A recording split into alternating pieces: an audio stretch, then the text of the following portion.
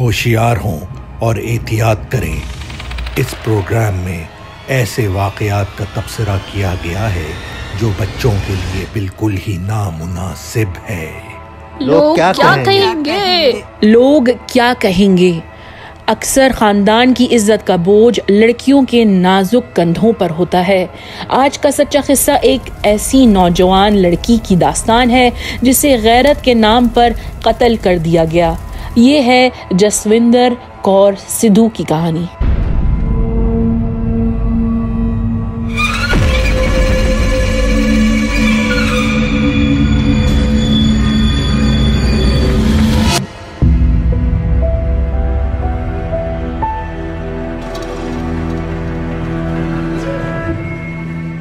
जसविंदर कौर सिद्धू की पैदाइश 4 अगस्त 1975 को maple ridge, British Columbia, Canada में हुई। मेपल रिज वैंकूवर से 1 घंटे दूर के फासले पर शहर है जहां बेरों के बहुत से फार्म्स हैं। जसविंदर का ख़ानदान पंजाब, इंडिया से 1970 में कनाडा इमिग्रेट कर आया और उन्होंने मेपल रिज में ब्लूबेरीज के खेतों को खरीद कर कारोबार शुरू कर दिया। हत्ता ये कि अपने बहुत सारे दूर दूर के रिश्तेदारों को खेती बाड़ी में मदद के लिए स्पॉन्सर कर लिया। कनाडा में रहने के बावजूद जसविंदर की परवरिश बहुत ही रिवायती और सिख मजहब के मुताबिक हुई। लड़कियों का घर से अकेले ना निकलना, ईस्टर्न लिबास पहनना, शलवार कमीज पहनना, बाल लंबे रखना, चोटी डाल कर रखना, लड़कों से फासला रखना और माँ बाप की पसंद की शादी छोटी उम्र में कर लेना। बहुत सारे खानदान जो वेस्टर्न मुल्कों में रहते हैं, इंडिया या पाकिस्तान से दूर रहकर भी अपनी रिवायतों को छोड़ते नहीं हैं। जसविंदर, जिसे प्यार से जस्सी बुलाया जाता था, अभी बच्ची ही थी कि उसके वालिद को स्किज़ोफ्रेनिया की तशख़ीस हुई और सारा कारोबार, घर के सारे मामलात जस्सी का मामू सुरजीत सिंह बादशाह संभालने लगता है। जब जस्सी की हाई स्कूल की पढ़ाई ख़त्म हुई, उसने मामू से ब्यूटिशियन बनने की ख्वाहिश की और इजाज़त मिलने पर उसने करीब के ब्यूटी स्कूल में दाखिला ले लिया। रोज़ाना जस्सी को सिर्फ घर से ब्यूटी सैलून और ब्यूटी सैलून से घर तक की इजाज़त मिलती है। जस्सी की गोरी दोस्तें जब भी उसे रेस्टोरेंट्स, शॉपिंग मॉल या बार्स जाने की दावत देती हैं, जस्सी साफ इनकार कर देती है। उन्हें बताती है कि उसके मामू सुरजीत और उसके बेटे उसकी चौकीदारी करते हैं। हर वक्त उसके भाई और कज़न्स उसकी जासूसी करते हैं। दिसंबर 1994 19 साला जस्सी और उसके रिश्तेदार कनाडा से जगराओं, पंजाब, इंडिया का सफ़र तय करते हैं। कुछ दिन में ही उसे गांव की लड़कियां एक खूबसूरत नौजवान कबड्डी खिलाड़ी की तारीफ़ें सुनाती हैं और जल्द जस्सी की मुलाकात सुखविंदर सिंह सिद्धू उर्फ मिट्ठू से होती है। मिट्ठू को अंग्रेजी नहीं आती थी और जस्सी की पंजाबी कमज़ोर थी, मगर दोनों को पहली नज़र में प्यार हो जाता है। वो चुपके मिलते हैं। मिट्ठू रात के अंधेरे में जस्सी की खिड़की के नीचे आ बैठता है। दोनों हाथ थामे रात भर बातें करते हैं। जस्सी सिर्फ 19 साल की थी, मगर वो जानती थी कि उनके बीच ये जो मोहब्बत है वो ममनू है। उसके ख़ानदान वाले मिट्ठू को कभी भी कबूल नहीं करेंगे। जस्सी कनाडा में रहने वाली मालदार फैमिली का हिस्सा थी और मिट्ठू गरीब कबड्डी खिलाड़ी और रिक्शा चलाने वाला। दो प्यार करने वालों को वक्त गुजरता हुआ कहाँ नजर आता है। जल्द ही जस्सी के कनाडा वापस जाने का दिन आ गया और वो मिट्ठू से एक आखिरी मुलाकात करती है। तुम मुझे भूलोगे तो नहीं? मैं तुम्हें छोड़कर कनाडा नहीं जाना चाहती। तुम मुझे खत लिखोगे ना? जस्सी कनाडा में, मिट्ठू इंडिया में एक दूसरे को खत लिखते हैं। याद रखें, ये SMS और व्हाट्सएप का दौर नहीं था। जस्सी की फैमिली को ये खतूत नजर कैसे नहीं आए? मिट्ठू अपने खत जस्सी की एक कैनेडियन दोस्त के घर भेजता था और जब भी जस्सी को मौका मिलता वो कॉलिंग कार्ड्स खरीद कर पब्लिक फोन से मिट्ठू को फोन करती। सन 1999 में जस्सी की फैमिली उसका रिश्ता एक ऐसे शख्स से तय करने लगते हैं जो जस्सी से उम्र में काफी बड़ा था, मगर मालदार और उनकी बरादरी में काबिले हैसियत था। जैसी अपनी माँ से मिन्नत करती है कि उसके लिए इंडिया में अपने ही गांव में कोई मुनासिब सा रिश्ता ढूंढा जाए। जैसी की माँ इस बात पर राजी हो जाती है। मार्च 1999 की शुरू में जैसी अपने खानदान के चंद अफराद के साथ जगरांव पंजाब लौटती है। घर के बड़े उसके रिश्ते ढूंढने में मशगूल थे और जैसी मौके की ताक में मिट्ठू से मिलने निकल पड़ती है। मिट्ठू, मुझसे शादी करोगे? दोनों भागकर शादी का इरादा करते हैं। जैसी माँ से कहती है कि उसे अपनी कोई दोस्त से मिलने जाना है करीब के शहर में। इजाजत मिलने पर 15 मार्च 1999 जस्सी दूसरे शहर पहुंचकर मिट्ठू का इंतजार करती है और दोनों अमृतसर के बाबा बकला गुरुद्वारा जाकर सादगी से शादी कर लेते हैं।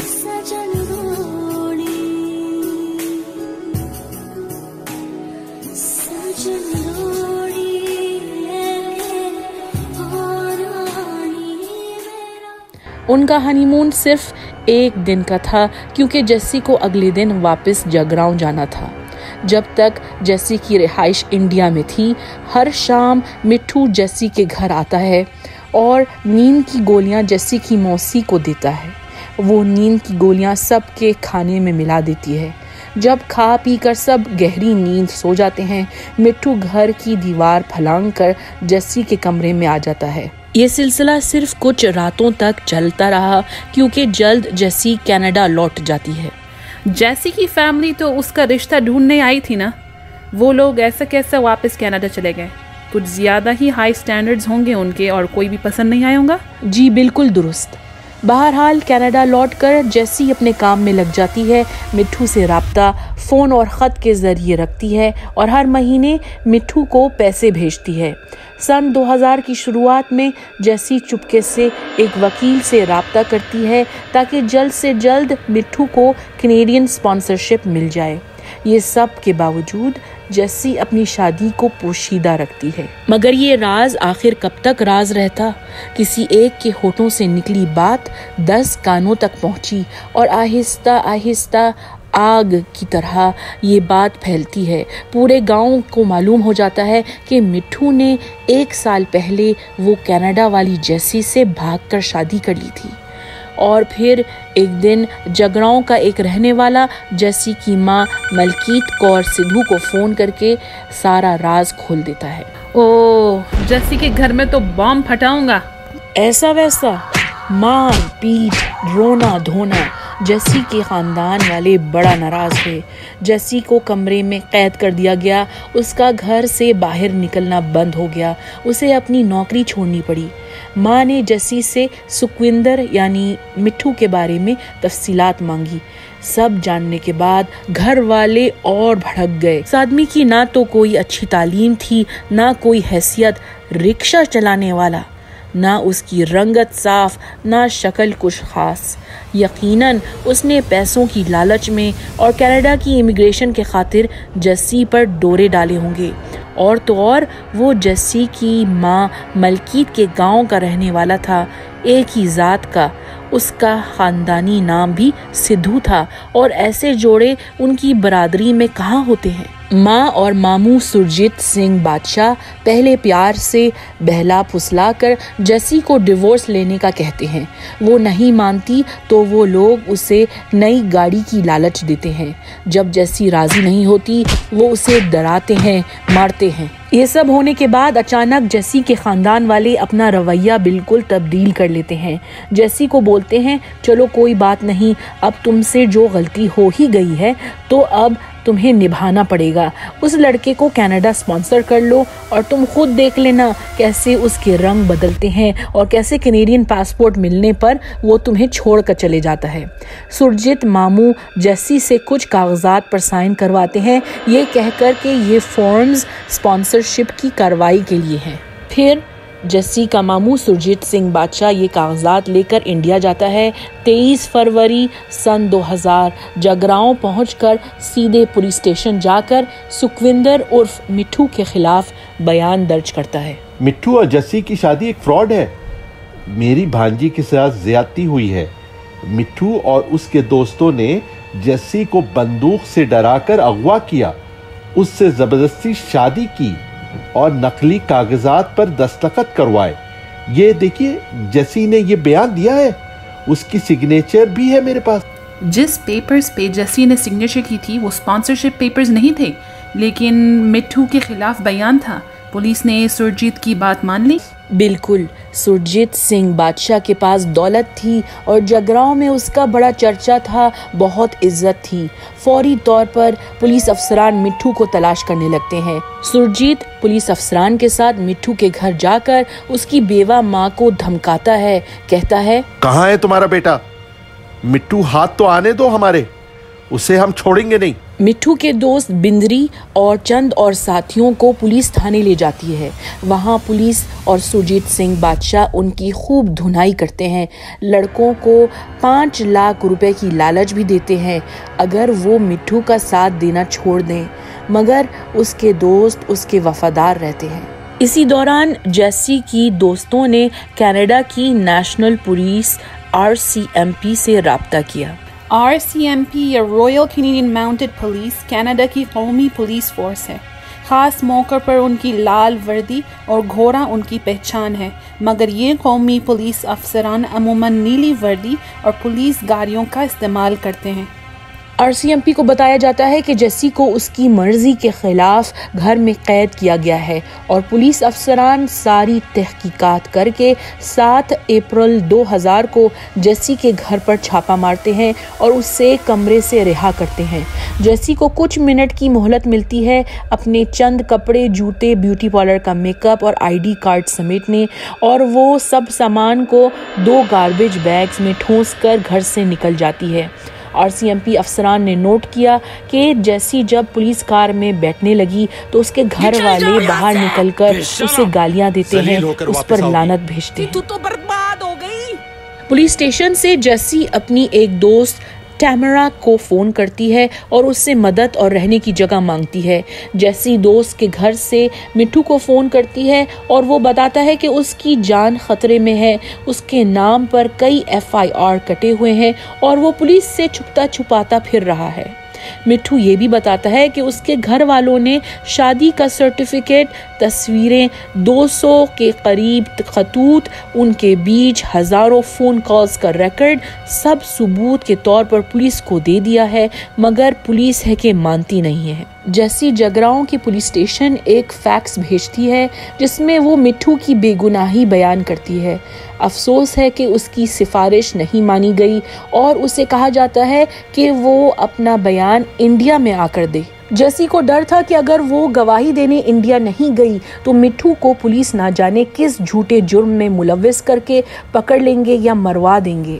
इंडिया जाने की तैयारी में वो बैंक जाती है अपने पैसे निकलवाने और उसे पता चलता है कि उसका बैंक अकाउंट और क्रेडिट कार्ड्स को उसकी माँ ने फ्रीज करवा दिए। मजबूरी में दोस्तों से उधार मांगकर जेसी प्लेन का टिकट खरीदती है और 12 मई सन 2000 को इंडिया पहुंच जाती है। मिट्ठू हाथ में फूलों का गुलदस्ता लिए उसे एयरपोर्ट वेलकम करने आता है। जेसी थकन से चूर थी, मगर दोनों मियाँ बीवी एक दूसरे को लिपक कर खुशी से रोते हैं। अगले दिन 13 मई जेसी मिट्ठू के साथ थाने जाती है और अपने मामू की गवाही को झुटलाती है। 15 मई को जेसी अदालत में हाजिरी देती है और जज को अपनी सच्ची दास्तान सुनाती है और कुछ ही मिनटों बाद जज ने मिट्ठू के खिलाफ तमाम इल्जामात मुस्तरद कर दिए। जेसी मिट्ठू के घर वालों से मिलती है। उसकी सास और रिश्तेदार उससे मिलकर बहुत मुतासिर होते हैं। उसकी प्यारी शख्सियत और सादगी सबका दिल जीत लेती है। आने वाले दिन उनके घूमने फिरने और नई शादीशुदा जिंदगी निभाने में गुजर जाते हैं, लेकिन सुरजीत मामू का साया और उनका डर इन दोनों को बेचैन रखता है। आखिरकार मिट्ठू की माँ बेटे और बहू की हिफाजत का सोचकर उनको रिश्तेदारों के पास रहने भेज देती हैं। एक दिन जेसी मिट्ठू को बताती है कि उसकी माँ ने कनाडा से उसे फ़ोन किया है। उन्होंने जेसी से बहुत प्यार से बात की और माँ ने कहा, हमने तुम्हें माफ़ कर दिया है और तुम्हें और मिट्ठू को कनाडा बुलाना चाहते हैं। अपना पता बताओ, हम तुम्हें पैसे भी भेजना चाहते हैं। जेसी और मिट्ठू उस वक्त नारी के नामी गांव में रह रहे थे और जेसी अपना एड्रेस माँ को बता देती है। आय हाय, मुझे बिल्कुल भी जेसी की माँ पे भरोसा नहीं, कुछ बुरा होने वाला है। 8 जून 2000 उस दिन जेसी बहुत खुश थी कि उसके अपनों ने उसे माफ़ कर दिया और ख़ानदान के साथ उसके ताल्लुकात ठीक होने वाले हैं। बेचारी को क्या मालूम था कि उसी दिन कई और फ़ोन कॉल्स कनाडा से इंडिया किए जाते हैं। जेसी का मामू सुरजीत सिंह बादशाह एक लोकल गुंडा पेशावर कातिल को बार बार फ़ोन करता है। रात को जेसी और मिठू मोटरसाइकिल पर सैर करने निकलते हैं। वो दोनों घर के करीब ही थे कि उन्हें एक मोटरसाइकिल पीछा करने लग जाती है और आगे पुल पर एक सफ़ेद गाड़ी उनका रास्ता रोक देती है। मोटरसाइकिल से 2 और गाड़ी से 4 मर्द उतरते हैं और वो जेसी और मिठू की मोटरसाइकिल को घेर लेते हैं। तलवारों और डंडों से उन पर हमला करते हैं। मिठू को इतना मारते हैं कि वो बेहोश होकर गिर जाता है। गुंडे फिर जेसी को मारते हुए गाड़ी तक ले जाते हैं। उसे अगवा करके एक खंडर फार्म हाउस ले जाते हैं। वहाँ जाकर जेसी को एक कुर्सी से बांधा जाता है। उसे बेरहमी से डंडों से मारा जाता है। कुछ घंटे बाद मिठू को एक हमदर्द राहगुजर उठाकर अस्पताल ले जाता है और वहाँ डॉक्टर्स उसके ज़ख्मों को देखकर हैरान होते हैं कि ये आदमी जिंदा कैसे है। 9 जून 2000 जेसी की लाश कोंके खोसे लुधियाना से 45 किलोमीटर दूर एक नहर में पड़ी मिलती है। उसके जिस्म पर बेशुमार जख्म थे। उसे रेप किया गया था और उसका गला काट दिया गया था। हफ्तों तक मिठू कोमा में रहता है और जब उसने होश संभाला 1 महीने तक वो नाबीना रहा। माँ और दोस्त 5 महीने तक उसे जेसी के कत्ल के बारे में नहीं बताते। जेसी के कत्ल के बाद पुलिस अफसरान अपनी इन्वेस्टिगेशन शुरू कर देते हैं। बहुत जल्द 11 गैंग मेंबर्स गिरफ्तार किए जाते हैं, जिनमें दर्शन सिंह, जोगिंदर सिंह और अनिल कुमार शामिल थे। इंस्पेक्टर स्वरण सिंह खन्ना का कहना है कि उसे जब जेसी के घर वालों ने एक ब्लैंक चेक दिया ये केस को खामोशी से दबाने के लिए, जब ही इंस्पेक्टर स्वरण को पता चल गया कि जेसी को मरवाने का हुक्म कनाडा से उसके मामू और माँ ने दिया था।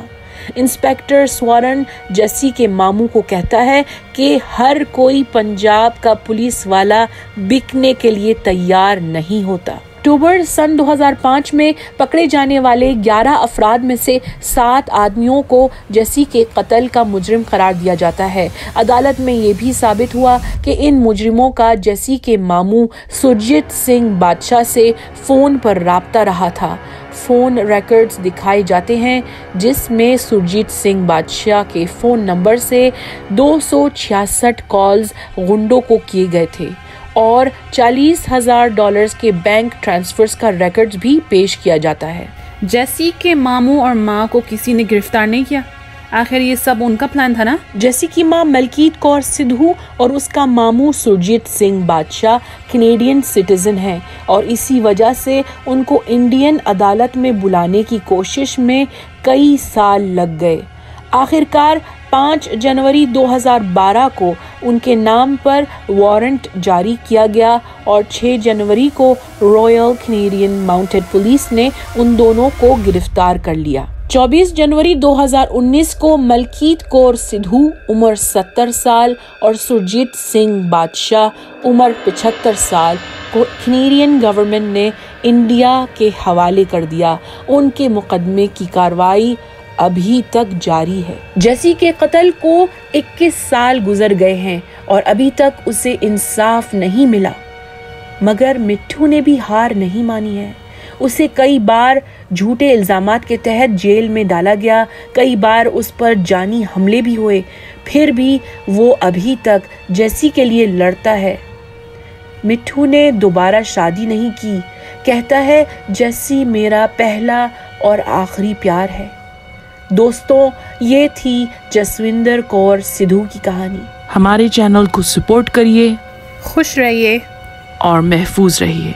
अगर आपको ये वीडियो पसंद आई है तो लाइक, शेयर और सब्सक्राइब करना भूलिएगा मत, वरना